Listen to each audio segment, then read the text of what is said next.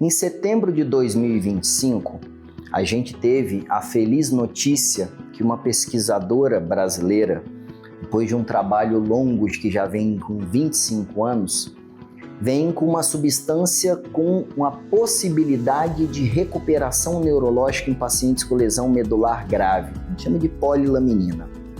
Obviamente que a pesquisadora, da UFRJ, a doutora Tatiana, ela vem fazendo um trabalho de 25 anos, então obviamente isso não começou ontem, tá? Mas o Notícias Sem Neuro não poderia ficar sem explicar isso daí, porque depois dessa data, sucessivas reportagens vêm aparecendo, isso torna essa visibilidade brasileira muito grande. Alguns pacientes, por meio de liminar da justiça, vêm utilizando isso.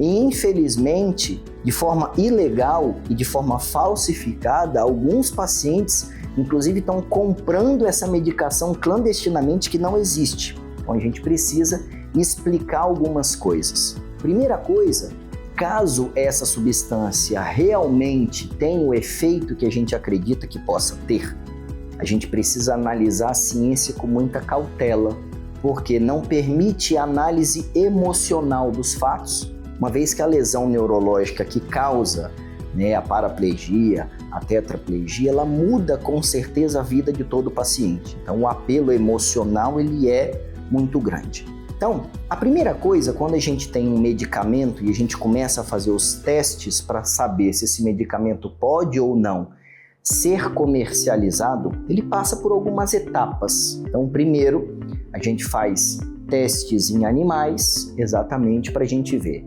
a segurança, a toxicidade, o efeito que a gente chama de farmacocinético, de farmacodinâmico. A gente começa a estudar aquela molécula em animais para saber se realmente aquilo dali pode ter uma aplicabilidade em humanos. Então, esse desenho ele já passou por essa etapa e passou de forma excelente. E aí, começou-se os testes em humanos. A primeira coisa que a gente vê é se aquilo é seguro em humanos, para depois a gente começar a testar se realmente ele entrega a ideia de tratamento que ele preconiza. Então a gente começa com pequenos grupos, exatamente para a gente avaliar isso daí, para depois a gente fazer testes maiores para efetivamente regulamentar a substância como sendo possível de comercializar com humanos. Qual é o problema disso? Todos esses medicamentos passam por uma etapa longa.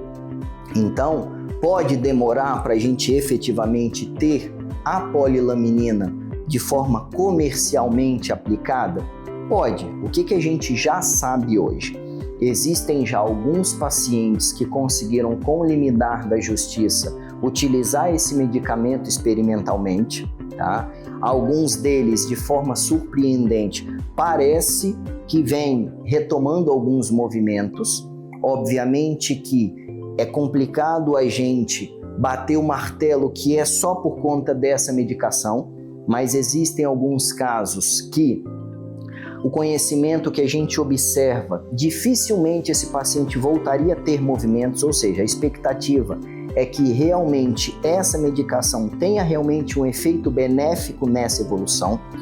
No entanto, a gente precisa ter bastante responsabilidade para a gente não alimentar falsas esperanças. Então, neste presente momento, o que a gente tem?